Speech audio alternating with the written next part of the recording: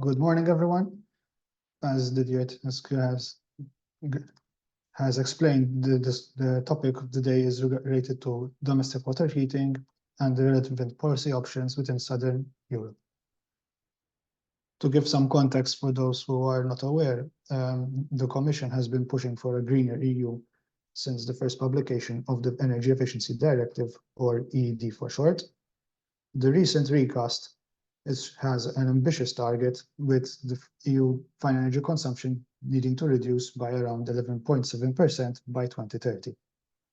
To help reach the target even further, the Commission has added a secondary target related to the cumulative end use of energy savings, which member states can achieve through the targeting of the different sectors and their respective end uses, such as the residential sector.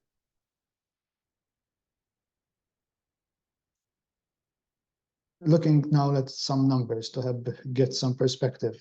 From a historical perspective, as shown here, taking Eurostat data, we have made some progress overall. In 2022, we have reduced our final energy consumption by around 1,000 terawatt hours when compared to 2010. Of course, now looking at it from a target perspective, where we need to reach around 763 million tons of oil equivalent by 2030, of course, there is a long way to go from the reported 940 million tons of oil equivalent in 2022. Which brings us to the residential sector. Now, to give some context in terms of what end uses the end uses currently in the European Union. Here I am representing the share for households in 2022, showing clearly that the major consumption is related to space heating, followed of course by water heating at around 15%. Now looking at just the energy consumption alone without understanding our efforts since the inception of the Energy Efficiency Directive is not of a clear context.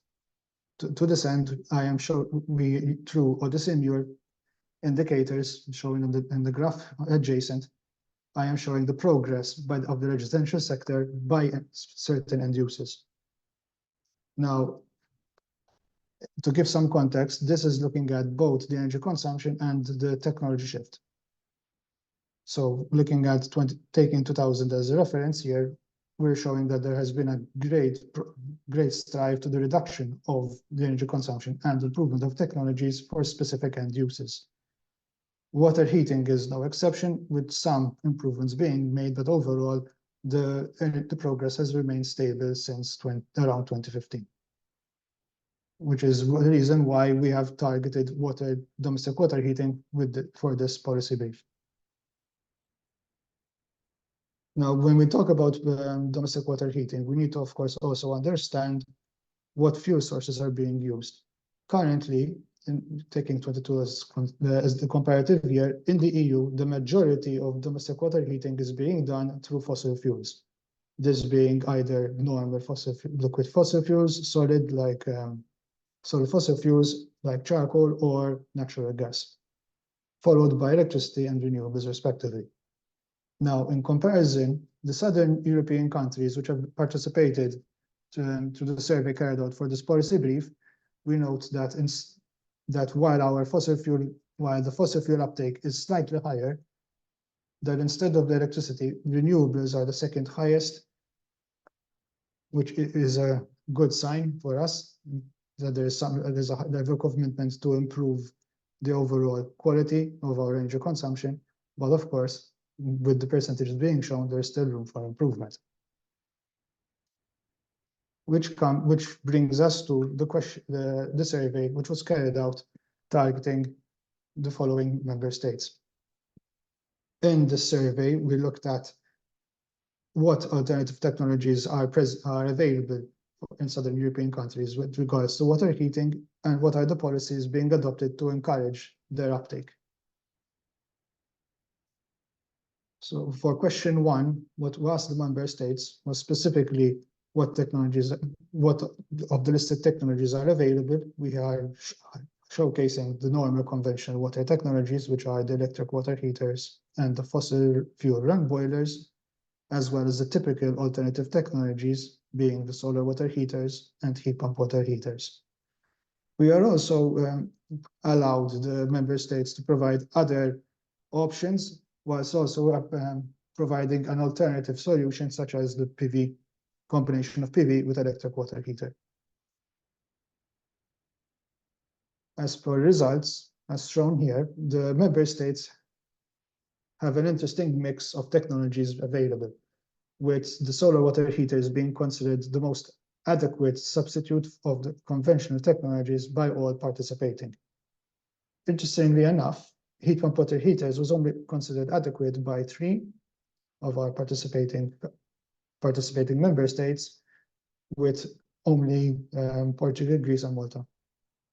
With regards to the new novel technology, it is interesting to see that Greece and Cyprus have such a combination available within their market, but no other technologies or combinations have been suggested.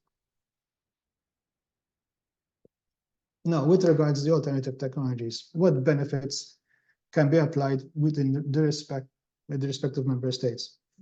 For those who are not aware, solar water heaters have certain requirements as do other technologies. Solar water heaters specifically require roof space, roughly 3 meters squared, which is ideal for single-family dwellings due to the building height challenges, specifically related to heat loss with the length of piping and insulation required.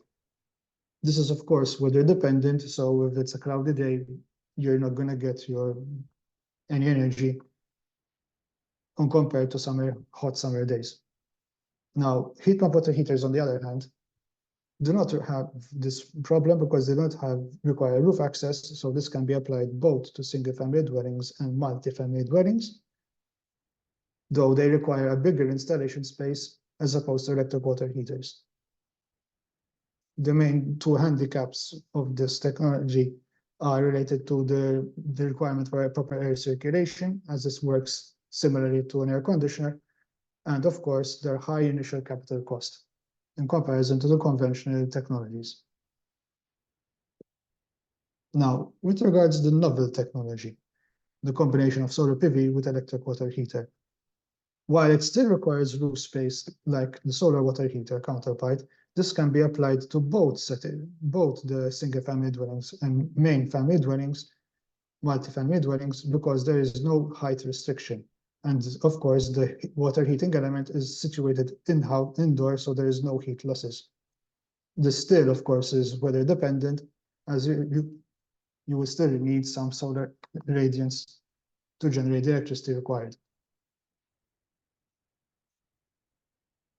Now, with regards to question 2, question 2, as we stated, we'll be looking at the policies and measures adopted by the Southern European countries.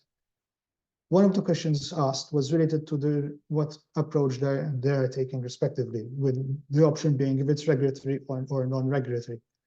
As can be seen here, the majority of the countries who participated have shown a regulatory approach has been taken with overarching policy measures, whereas Malta and Croatia are only applying incentives through a non-regulatory approach. Going further into the respective countries' results, Greece, for example, promotes installation of both solar water heaters and heat pump water heaters as a mandatory requirement through their building code regulation, specifically targeting the new buildings and buildings undergoing major renovations. Similarly, Spain is doing the same, only targeting allowing for solar water heaters installation as mandatory. Portugal are taking a different approach in that while they are making mandatory the installation of solar water heaters, they're also allowing for the installation of other technologies which provide the same amount of energy output, while still targeting new buildings and buildings undergoing major renovations. They have also added an additional option where they are also allowing for heating-related renovations. Cyprus have a different method approach, where they no longer have mandatory requirement for the installation of solar water heaters and heat pump water heaters since 2017, and focus specifically on the energy requirement based on the energy consumption of new dwellings. Finally, as was highlighted previously, Malta and Croatia have a non-regulatory, non-mandatory approach, having in place incentives to encourage voluntary installation of renewable energy technologies without targeting any specific niches within the residential sectors. To summarize, here are the policy approaches by the respective member states, with the technologies being targeted and which audiences and the respective audience.